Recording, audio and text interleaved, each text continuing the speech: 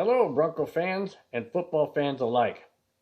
Welcome to Week 8 post-game recap between the Miami Dolphins and the Denver Broncos. This is Broncos Breakdown, and I am your host, Bronco Bill. Wow, what a game that was.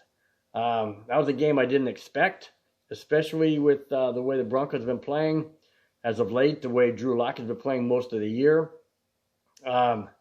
The way the defense is just giving up points and sacks, and it was a game that I had totally expected from day one, but haven't seen until week 11.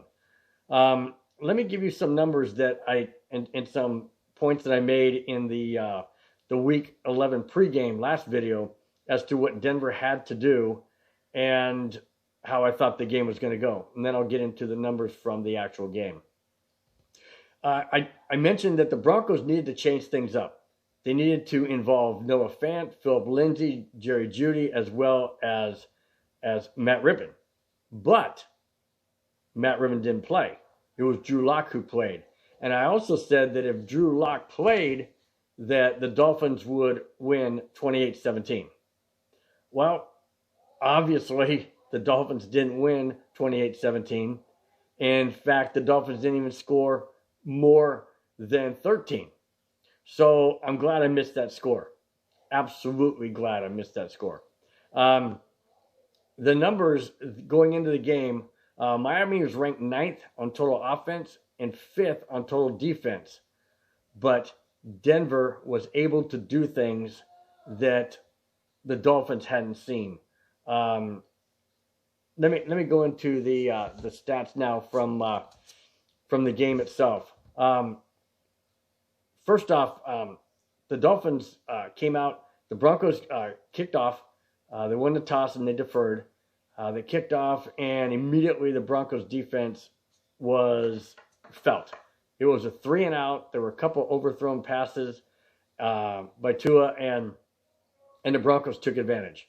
They got a 3-and-out. And we're able to move the ball down the field and eventually get a touchdown. Now, what the Drew Lock did throw an interception, and the Dolphins confused them on defense in that series by jumping their defenders around, not really being set before the snap of the ball. So that really confused Drew Lock. And I thought to myself, oh no, here we go again. Lock has got that happy feet. He's got the deer in the headlight look. He's going to look at just one receiver, and sure enough, boom, interception. But I have no idea what happened after that series. I don't know how all of a sudden he got straightened out. I don't know if they went to a more manageable offensive plays. I don't know if they scaled it down for Lock. They did use Lindsay and Gordon. I'll get into those numbers as well. They used them quite effectively. Noah Fant was involved. Fitzpatrick was involved. Obviously, Jerry Jeudy was involved. So that right there, I absolutely feel that it made Drew Lock feel comfortable. Now let me get into some numbers that shocked me as I was watching the game. First off, let me remind you of what I said last video that the Dolphins averaged. The Dolphins were averaging 158 points in their last 5 games leading up to the game against Denver. They were averaging 31.6 points a game and giving up 17.2. Denver was averaging 20 points a game but giving up 31. Now, that being said, the Dolphins didn't come anywhere close to that. And here are the numbers. In the first half, the Broncos gave up a total of 82 yards allowed. Yes, there were 10 points given up, but 7 of those 10 were on that interception that Drew Lock threw, and the Dolphins had a drive of 20 yards. So that was their touchdown. In fact, that was their only touchdown. Denver also had 6 sacks in the game, and they had 5 3-and-outs. Those are huge, huge numbers for a Broncos defensive team that was allowing, what did I say? They were allowing 30. They were allowing, they were allowing 31 points a game, and giving up multiple yardage, passing yards, and rushing yardage. Miami's total yardage in the game was 223. Denver's total yardage was 459. Denver held the Dolphins to 167 yards passing and 56 yards rushing. Denver's offense did not even allow a sack, even though the Dolphins blitzed multiple times.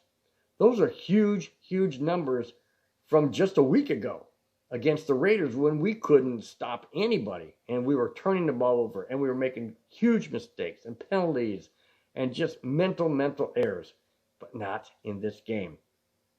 What happened? What changed it around? I have no idea, but I'm just glad it's starting to look like things are clicking now in the Broncos' favor. The Broncos also hit their average of points per game at 20, but held the Dolphins to 18 points less than their average of 31. Locke was mobile, even though he had sore ribs. He ran for 23 yards on 2 scrambles. He could have easily just sat down and not taken a hit, but he didn't. He ran, and he made the most of his yardage and made the most of his scrambles. He also was looking off the defenders. He was going through his progressions. He was stepping into the ball when he threw it. He was making rifle passes. There was one that was third and 13, and he fires a bullet to, I believe it was either Fitzpatrick or Jerry Jeudy, and it was caught for a first down. It was rifled in there. Philip Lindsay had 16 carries for 82 yards, an average of 5.1 a carry.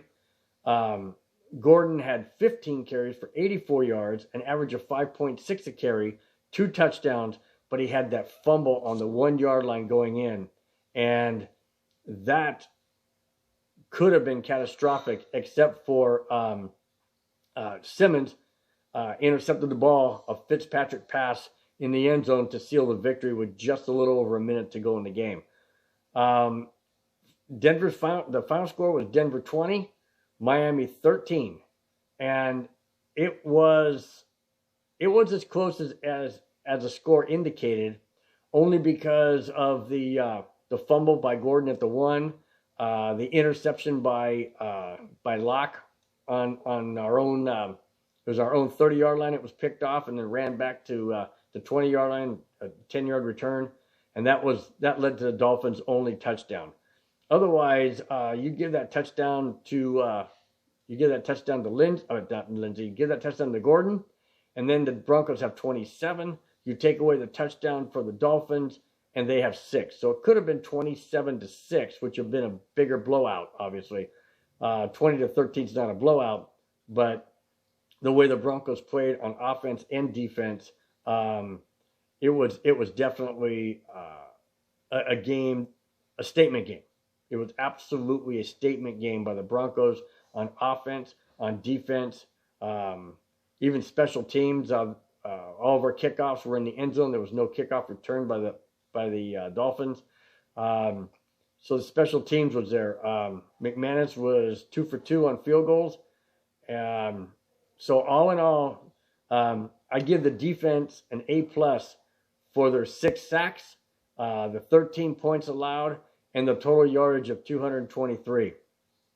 I give the Broncos offense an A for ball control, staying on the field, converting third downs, Locke's reading of the defense, and the reading of the defense, and also looking off the defenders and going through his progressions. And the Broncos offense, obviously, for no sacks given up. even though, like I said earlier, the Dolphins were blitzing multiple times.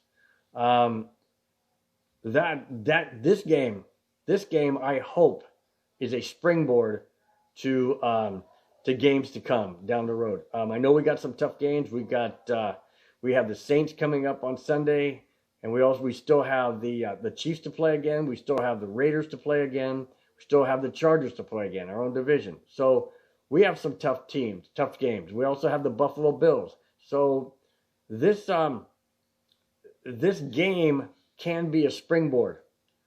I'm hoping that it is. So my final comment, wrapping up this video and this tremendous Broncos victory that us Bronco fans desperately needed. My final comment is simply this. This is probably, in my opinion, the best game the Broncos have played this season. Reason why? Garrett Bowles, no holding calls. Locke reading and going through his progressions. No sacks given up. The defense gets five 3-and-outs, 6 sacks, and a game-saving interception by Simmons in the end zone. This is a Broncos team that Denver fans have been expecting all year. My only concern is this. Was this the Bronco team that we're going to see going forward? Or was this just a mirage coming off of the Rocky Mountain snow? You tell me, guys. You tell me. Is this a Broncos team going forward? Or was this a mirage coming off of the Rocky Mountain snow? That's it. That's my take on this post-game recap between the Dolphins and the Broncos, Week 11. Please comment. Please let me know what you think. And thank you for subscribing. If you haven't, please subscribe.